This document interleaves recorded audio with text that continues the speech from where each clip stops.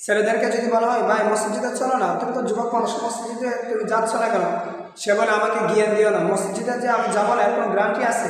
কিন্তু আমরা দেখি হ্যাঁ ওই ছেলেটা একসময় মসজিদে আসে, কিন্তু নিজের নামাজের জন্য নয়, অন্য লোকরা তার নামাজ পড়ানোর জন্য আসে। বলে কীভাবে? সে লাশ হয়ে মসজিদের সামনে আসে।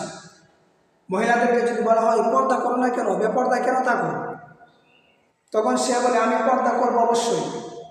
কিন্তু আমরা দেখতে পাচ্ছি সে পর্দা করে নাই, কিন্তু মৃত্যুর পর অবশ্যই সাদা কাফনের মাধ্যমে অন্য ব্যক্তিরা তাকে পর্দা করেই তারপর জানাজা করে। তাহলে যেই জিনিসটা তুমি দুনিয়ার মধ্যে জীবিত অবস্থায় করলা না, কিন্তু অন্যরা তোমাকে করিয়েছে।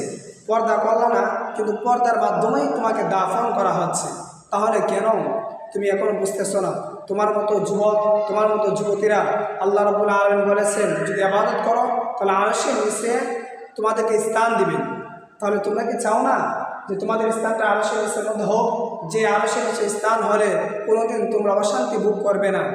আল্লাহ রাব্বুল আলামিন বলে পবিত্র কোরআনে সূরা তাহার 82 নম্বর আয়াতে বলে দিয়েছেন, যে ব্যক্তি তওবা করলো, ঈমান আনলো, নেক কাজ করলো, হেদায়েতের পথে থাকলো, আমি অবশ্যই আল্লাহ রাব্বুল আলামিন তাদেরকে ক্ষমা করে দিই। তাহলে যুবক যুবতী তোমাদের গুনাহ হতেই পারে, অন্যায় হতেই পারে, কিন্তু তোমরা যদি ফিরে না আসো রবের প্রতি, তাহলে এই দুনিয়ার মধ্যে আসা তোমাদের সার্থক হবে না। তোমাদেরকে দেখে দেখে যে অন্য ভাইয়েরা, অন্য বোনেরা ইসলাম সম্পর্কে শিখতে পারে, ইসলামের পথে পরিচালিত হতে পারে, এটার জন্য তুমি হও একটা মডেল।